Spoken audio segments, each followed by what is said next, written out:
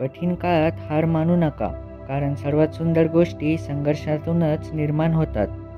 गोड बोलणाऱ्यांवर कधीही विश्वास ठेवू नये, कारण आजकाल लोकांच्या ओठात साखर आणि हृदयात विष असते.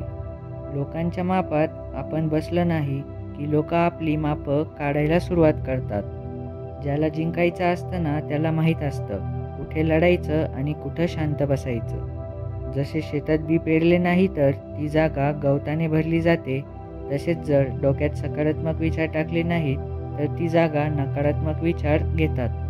लोक स्वतः कितीही खोटं वागत असले तरी त्यांची अपेक्षा असते की समोरच्याने त्यांच्यासोबत खरंच वागलं पाहिजे. आपले दुःख कितीही कोणाला सांगावे यालाही मर्यादा ठेवाव्यात, कारण हे कलियुग आहे. इथे एकाची अडचण दुसऱ्यासाठी तमाशा बनते.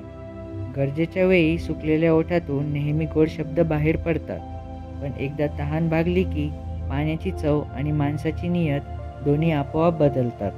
विश्वास ठेवा, एकटेपणा हा मतलबी आणि स्वार्थी लोकांपेक्षा लाख पटीने चांगला आहे.